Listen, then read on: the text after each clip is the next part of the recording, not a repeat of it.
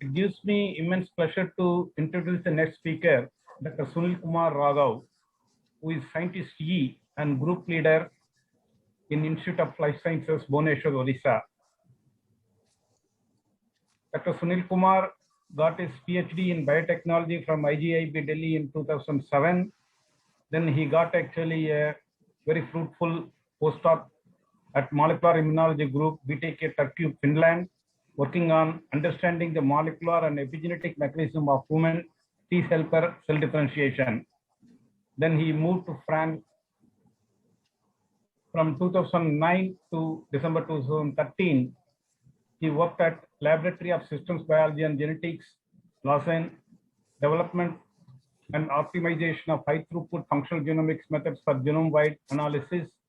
And with his lot of actually exposure, now he is a group leader at the Laboratory of Immunogenomics and System Biology, and his group is employing functional genomic approach to characterize the transcriptional control of immune response generation. And they have recently identified interesting molecular targets in dendritic cells that could be targeted to perturb T cell function and explore potential in many therapeutics. He has over 50 peer-reviewed publications in international journals, including Cell, Science, and Nature, and his high index is 23. Over to Dr. Sunil Kumar Raghav. Thanks a lot, sir, for introduction. And then I would like to thank Girdhari and the Society of Inflammation Research for really inviting me and then giving this platform to discuss some of the things on like basic things on antigen presenting cells. So I will just share the slide and then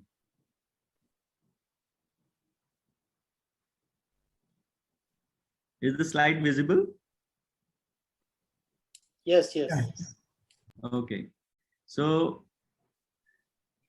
the topic that I have been given, and then it's quite close to me also. I work on dendritic cells in my lab as a model system, and we try to understand how the dendritic cells develop immune responses and how they really perturb the T cell behavior. So Girdhari has already thrown the ball of T cells and a large like googly and everything, Th1, Th2, Th17. So the batsman here is basically dendritic cell. So ultimately the DCEs or the antigen presenting cells, they educate what the T cell will be becoming depending on the antigen that they encounter or the pathogen, or in the autoimmune diseases also they play important role by through the self as a non-self antigen, I would say. So I would just tell you about like nature and diversity of antigen presenting cells, specifically dendritic cells in inflammation and disease. And here this picture shows a dendritic cell, which basically after activation or the antigen presentation. So this is a scanning electron micrograph image, which is showing a dendritic cell with T cells in a collagen matrix.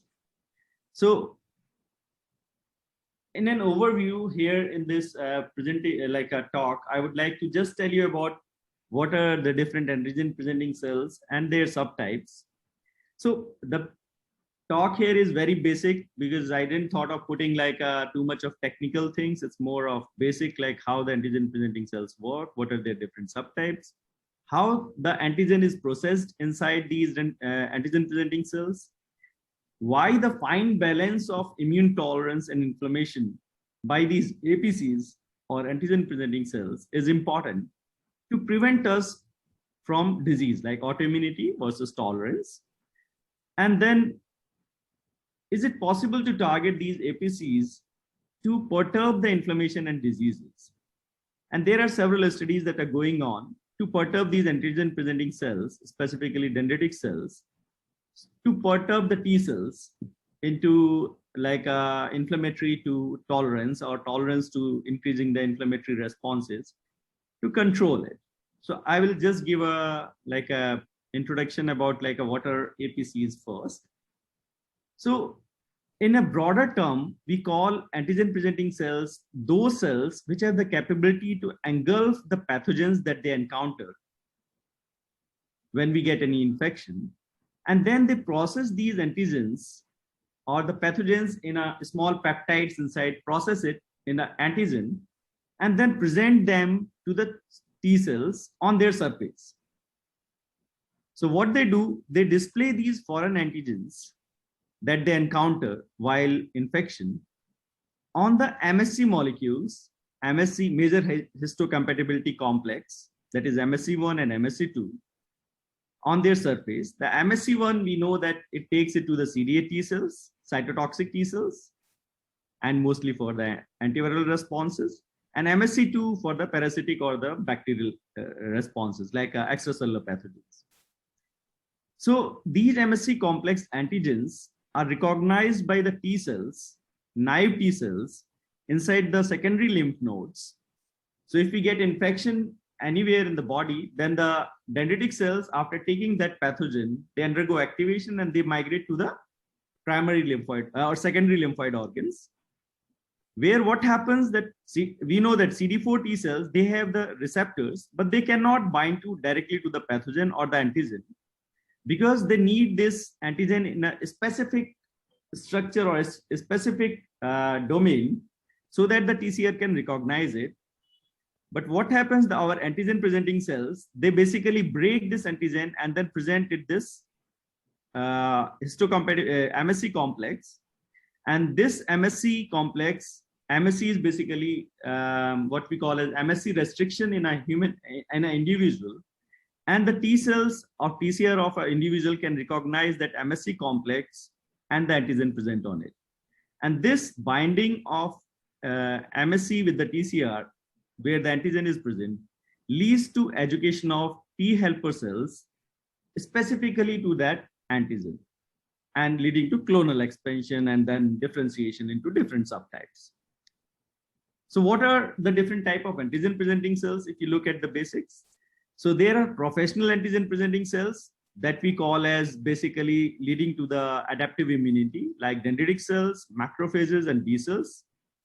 So dendritic cells are the major player in the antigen presentation and then generating the adaptive immunity along with macrophages and B cells as well.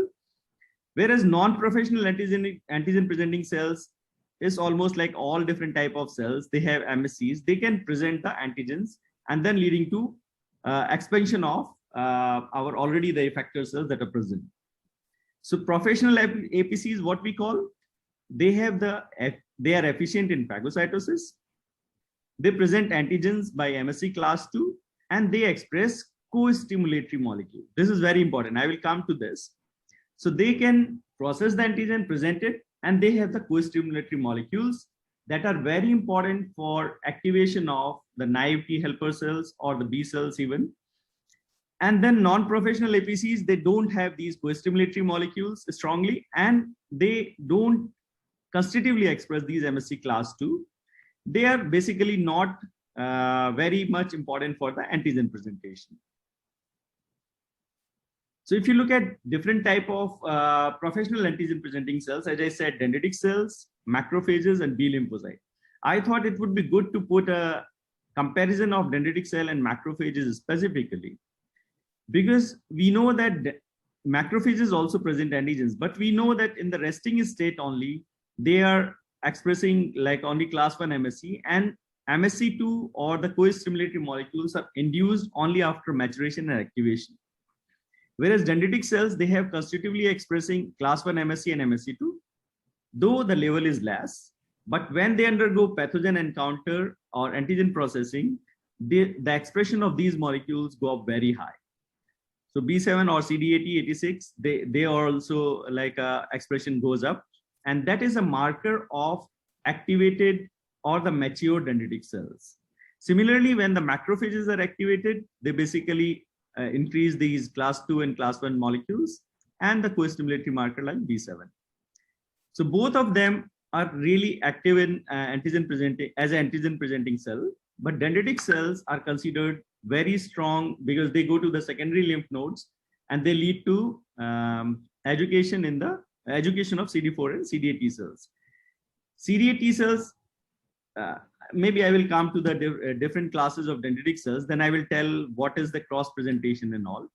Similarly, B cells also express these molecules like these class 2 molecules as well as co-stimulatory molecules, but they are not considered very effective antigen presenting cells. They basically, when we have the effector cells, when the antigen comes again, they also lead to the expansion of effector T helper cells that already encountered some known antigen. So if you look at the antigen processing, because all these first step of these antigen presenting cells to educate naive T helper cells to differentiate into different subtypes depends on the antigen processing. So what happens, they engulf the antigen, and there are two major routes of antigen processing. One is cytosolic, another is endocytotic. So what is the difference between cytotic and endocytotic? Like cytosolic is for viral antigens and all, because virus goes inside, is engulfed inside, and then is processed and loaded into the MSC class 1. And this process is a little bit complex as compared to the endocytotic pathway, because what happens in this cytosolic pathway, that the protein is first, the viral proteins or the antigenic proteins, they are first ubiquitinated, and these ubiquitinated proteins are chopped into small peptides by a proteasomal degradation pathway. It's a complex. I am not going into that much detail because that is like a most complex detail. I don't want to go into that much. So what happens, these peptides then go inside these endoplasmic reticulum, where you have the TAP protein. So there is a like a specific TAP protein that takes these peptides inside the endoplasmic reticulum. And in this endoplasmic reticulum, already the processing of class 1 MSC molecule is going on. So what happens in this endoplasmic reticulum, this antigens are loaded specifically in this what you call the groove of MSC class 1, where the antigen is presented. And then after this is exported outside as a vesicle to the membrane, where the MSC class 1 along with the peptide is present and later on recognized by CD8 T cells in the thyme, like a spleen or lymph nodes. Whereas in the endocytotic pathway, what happens, that the extracellular bacteria or parasite that's engulfed as a phagosome, we call it endocytic vesicle as well. So what happens, because of acidification of this endocytic vesicle or the phagosome, the proteins of the pathogen is broken down into small peptides, and the MSC class 2 molecule that goes from, there is a like a protein known as CLIP that is present there that targets this MSC class 2 to this endocytic vesicle or the phagosome, where this MSC class 2 molecule is then loaded by this peptides of that pathogen. And ultimately, this goes to the membrane as a vesicle, and in the same way as it happens here. And then the MSC2 class also present the peptides. But in some cases, what happens, this this extracellular parasites or extracellular pathogens are also processed in the similar way as this cytosolic pathway, and these peptides of extracellular pathogens are also loaded on MSC1, and that we call as antigen cross presentation. Okay, and that happens in specifically some of the cells like CD8 T cells or CDC1, what we call as conventional dendritic cell type 1, and they are efficient cross presenting cells. They express CD141 in human and CD8 in mice. So if you look at what are the important things that happens during this processing of pathogens, and then what are the signals that are required for education of T cells to differentiate into different subtypes. So as I told you, like antigen presenting cells like dendritic cells, what they do, they engulf these pathogens and recognize them by their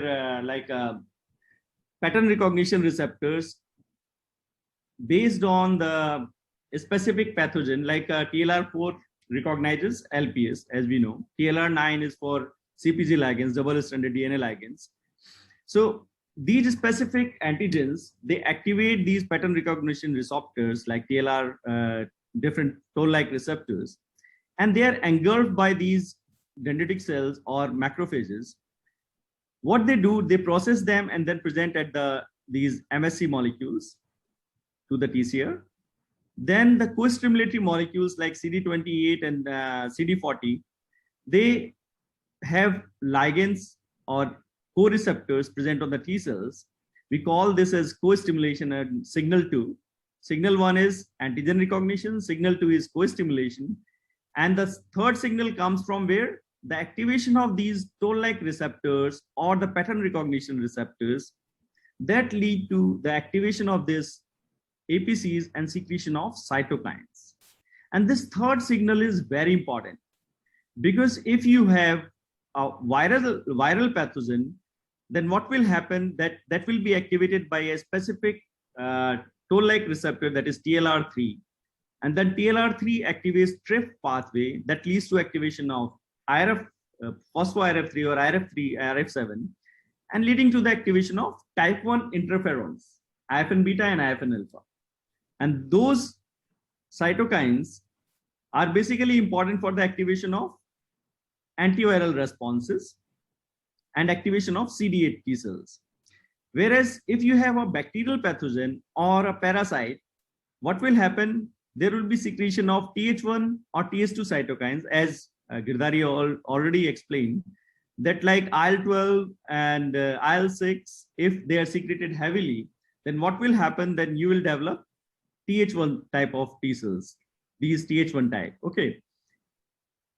What will happen if you don't have these polarizing cytokines and you have the self antigens there with a suboptimal co-stimulation?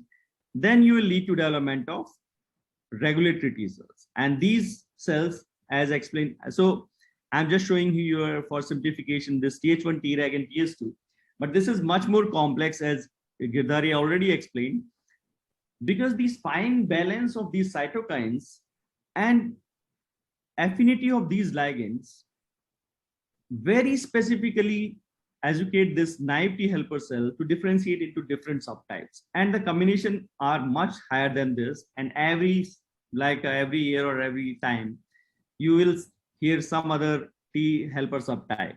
Okay, so now already this number is quite big, as Girdhari already showed you. So if you look at these different subtypes of dendritic cells, different subtypes of dendritic cells, there are two major classifications. So classical dendritic cells and plasmacytoid dendritic cells. These dendritic cells, they develop in the bone marrow from the common dendritic cell precursors. These dendritic cell precursors first develop the pre-CDCs, then pre-CDCs divide into either plasmacytoid DCs or classical DCs. And this development of this PDC versus CDC is very finely tuned by the transcription factors that are expressed at this time point. So if you have high level of IRF4 and some transcription factors like Ikaros, you will develop plasmacytoid DCs. But if you have ID2, IRF4 and IRF8, ID2 and IRF8, you will develop classical DCs.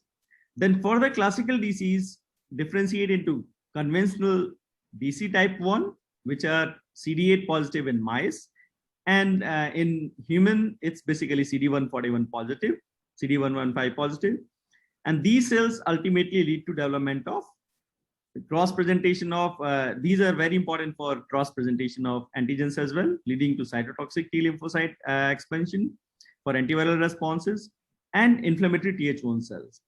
Whereas CDC2 are conventional DC2, like CD1C positive, CD1A positive in human, and CD11B positive in mice.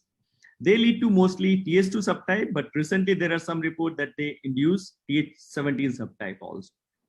But on the other side, plasmacytoid disease, these are very specific. They undergo maturation even directly in the bone marrow, and then they migrate to spleen, where and then they basically encounter the viral antigens and then lead to activation of type 1 responses that are IFN alpha and IFN beta, leading to strong antiviral responses. So the important thing we should remember is dendritic cells, when they are immature, they are just sitting like that in the different parts of the body. So based on their location also, they are classified into different names. Okay, so they are migratory disease, they are tissue resident disease, and they are splenic disease, like in lymph nodes and spleen, they are present all the time. The idea is when they will encounter any pathogen or any antigen, they will basically lead to activation and then education of T cells. So what's the marker of or phenotype of immature dendritic cells? They have very low co-stimulatory molecules. They don't express CD80, CD86, and CD40 strongly. MSC2 expression is low, constitutively present, but at low levels. They don't secrete any pro-inflammatory cytokines at all. They have strong phagocytic activity, so they can engulf the pathogens. They have very low CCR7 expression. So CCR7 expression is very important for migration to the secondary lymph nodes. And their metabolism is also quite low. So glycolysis is very low. Once they encounter pathogens or like inflammatory cytokines, PAMs, DAMs, then what happens? Immediately they undergo activation by increasing the expression of co-stimulatory molecules. As I said, CD80, 86, CD40, they are basically the main markers. Then MSC2 goes up very high because it's very important to present the antigens. Pro-inflammatory cytokines, but these cytokines will depend completely and very specifically on the pathogen, what they have encountered, or antigen, I would say. The antigen they have encountered. The phagocytic capacity goes low. They don't phagocytose more. So this is a quite interesting thing because that's quite much different from macrophages, because macrophages, even after activation, they engulf life like everything. CCR7 expression goes up because they have to migrate to the secondary lymph nodes, and glycolysis is very important. So maybe I will just give one slide later on and show that how we try to perturb it with different methods. So as this is already shown basically that different stimulants lead to different type of T helper subtypes, but dendritic cells very specifically educate T cells to differentiate into different subtypes.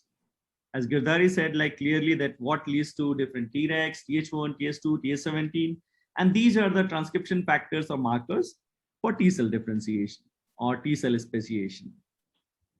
And further than these T cells lead to different functions because they have different cytokine responses, leading to different disease phenotype or control of the tolerance. Because as you know, that IL-4, IL-5, 13 are Th2 type, and then these are important. These are involved in like type 2 responses also. And then Th1 and Th17 are well reported now in case of rheumatoid arthritis, multiple sclerosis, and a lot of different autoimmune diseases, inflammatory diseases. So the fine balance of these Tregs with these other subtypes is important to control that there should not be any autoimmunity. So if you look at what happens when you lose this balance, fine balance of autoimmunity versus tolerance, that tolerance is induced when you have strong expression of IL-10, TGF-beta, or even IL-27. If those cytokines are very high along with your recognition of antigen and co-stimulation, then you develop strongly regulatory T cells, T regulatory cells. And T regulatory cells, there are different subtypes that are clearly explained earlier by early presentation. Then what happens if you have very low co-stimulation and there is activation or antigen presentation and no cytokines? Then your T cells that will undergo this like a binding with dendritic cell, they undergo energy, or we call it and leading to death of T cells. when they have such type of thing. On the other side, if you have very strong Th1, Th2, Th17 cytokines, like if you have IL-23 and IL-6, it will lead to Th17 subtype. If you have IL-12, IL-6 strongly, then you will lead to Th1, and similarly like Th9 and all. So you will develop these autoreactive helper T cells. And if in case of autoimmunity, what happens? The antigen here, that is basically that should be detected as self, is detected as non-self here. Like in case of type 1 diabetes, you have isolate beta cells. Then in case of rheumatoid arthritis, you have collagen. And basically in autoimmune diseases where the organ dysfunction happens, the autoreactive helper T cells or inflammatory T cells are developed against your specific antigen that leads to destruction of specific organ subtype. So that's why there is a fine balance of autoimmunity versus tolerance. And if you lose any of it, if you will be having a strong tolerance, then you will get opportunistic infections. And that happens when you give immunosuppressive drugs, dexamethasone and all. Because if you give vitamin D3, dexamethasone and all, you have more of tolerance, and that leads to immune suppression and opportunistic infections. On the other side, if you have strong co-stimulation with the self antigen and inflammatory cytokines, then you will develop autoimmunity. So that's why this fine balance of T cell education by dendritic cells is very important, or the antigen presenting cells. So what happens generally in case of autoimmunity? If you look at, we know that in case of rheumatoid arthritis or multiple sclerosis, sometimes if somebody gets fever or some infection, bacterial infection or viral infection, and there is relapse of the disease, or sometimes it initiates the disease. Recently, in case of COVID infection also, we have heard of that some people like develop symptoms of similar to arthritis. I should not say rheumatoid arthritis, but similar to arthritis. And in case of chikungunya also infections, we see similar type of symptoms. What happens basically?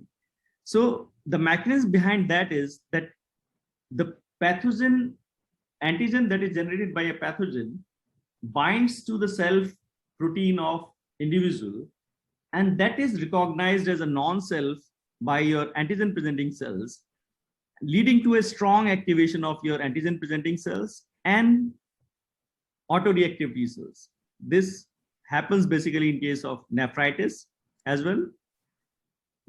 On the other side, there can be molecular mimicry as well. Molecular mimicry is basically the pathogen, the antigen that is derived from pathogen is very similar to the self peptide or the self proteins that are from the individual, and that leads to aggravation of the disease like rheumatic fever, type 1 diabetes, and multiple sclerosis.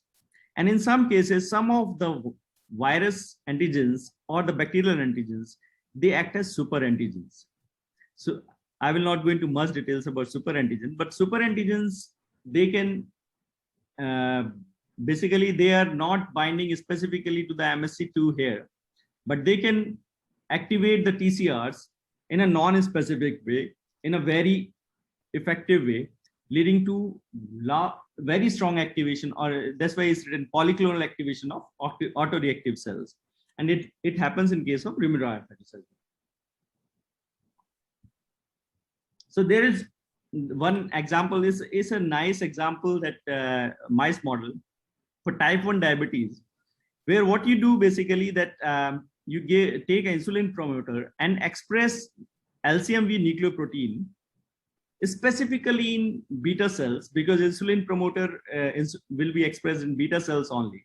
So what you do, you express LCMV nucleoprotein under the insulin promoter in the beta islet cells. And then what you do, you give a LCMV infection. So what will happen, LCMV infection will lead to activation of CD8 T cells. And these CD8 T cells basically recognize this as non-self, because insulin promoter is expressing this nucleoprotein, And what will happen? These CD8 T cells will kill the beta islet cells, leading to type 1 diabetes. So this is the example that generally this is like a quite old thing that was used to show that how the self antigens that are recognized like a antigen that can be recognized as non-self, and that can kill the different organ system or the cells.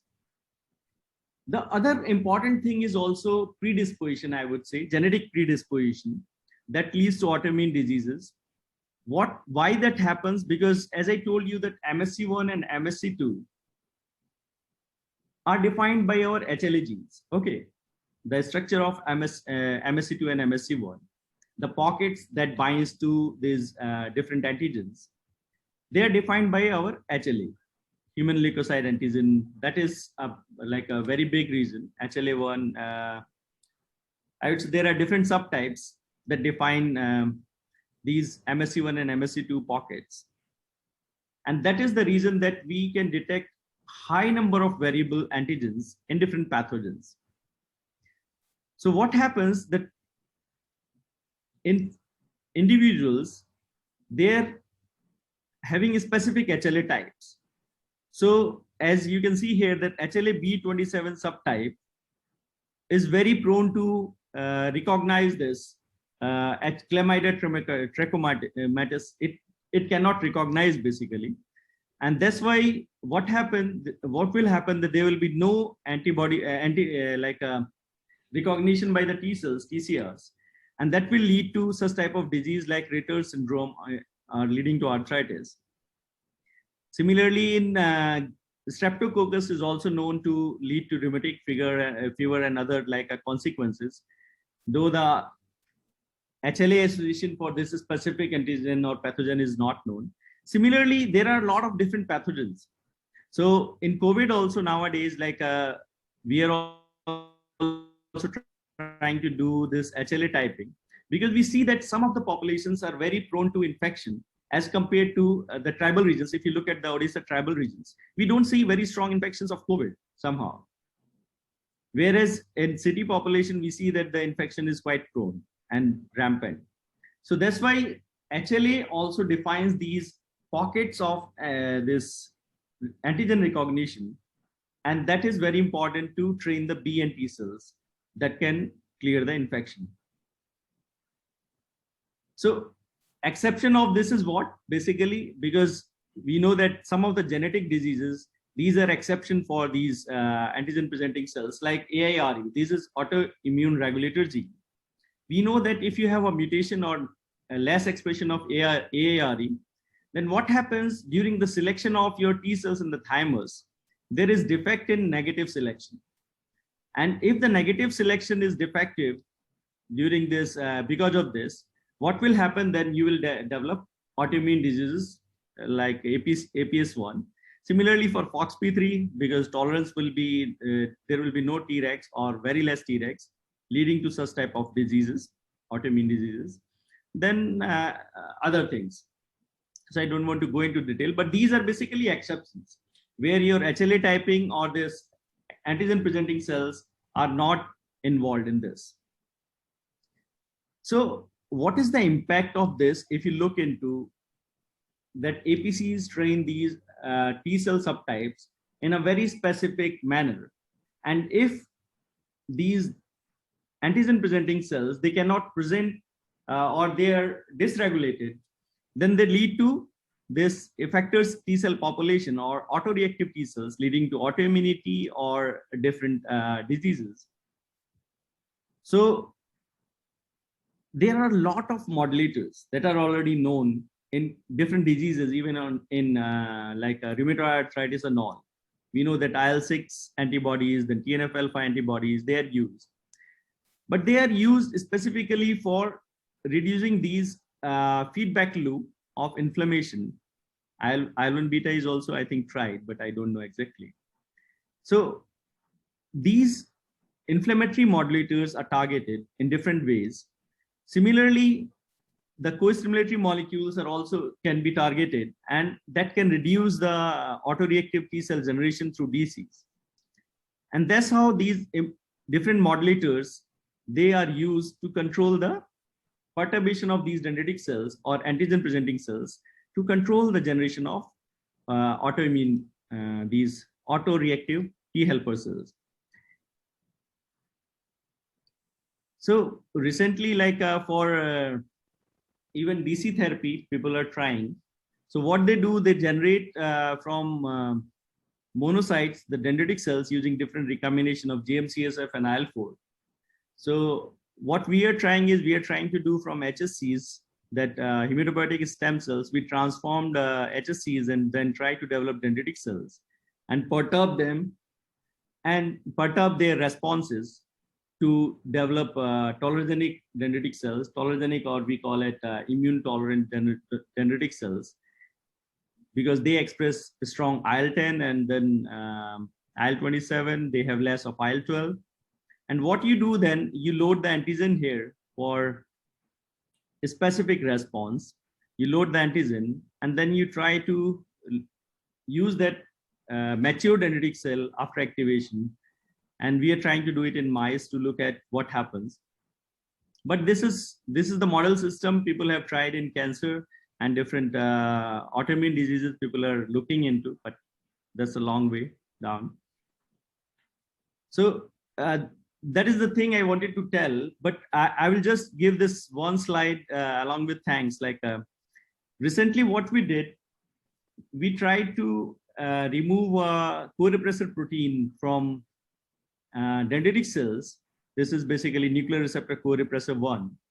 And what we interestingly found that, because as I told you, that dendritic cells, CDC1, they lead to development of inflammatory Th1 cells that secrete high IFN gamma and high IFN gamma and Tbet as a marker.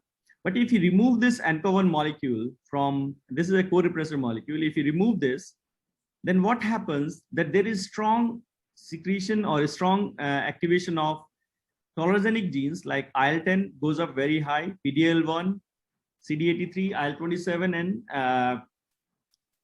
CTLA4, it's not written here. So what happens, all these molecules go up and they lead to strong regulatory T cells. This is done ex vivo as well as in animals. And we see that when you remove this ANCA1 in animals, what happens, you develop strong immune tolerance and they get opportunistic infections, which we recently showed that ANCA1 depletion in myeloid cells that leads to strong MTB infections also. On the other side, what happens, interestingly, that these depleted cells, dendritic cells, they have very strong antiviral responses. They can suppress the virus response and they have very strong IFN beta. So the idea here is, I'm showing is that the fine balance of this co-stimulation versus the cytokine secretion that nicely controls the T cell response ultimately. Okay, so that's the overall thing. So thanks again, and I can take some of the questions or discussion, but because I put mostly like it's a basic thing that I was presenting. Thank you, Dr. Sunil Kumar, for a very excellent talk on dendritic cells, which delineated how the silent regulatory players in physiology becomes a serious and alarming signal in pathophysiology through their disharmonious cell-to-cell communication. Thank you. Thank you. So, for the lack of time, actually, can we move to the next speaker? Yes, sir. I think we can ask questions together in the. Okay. I can stop sharing. Yeah, sure.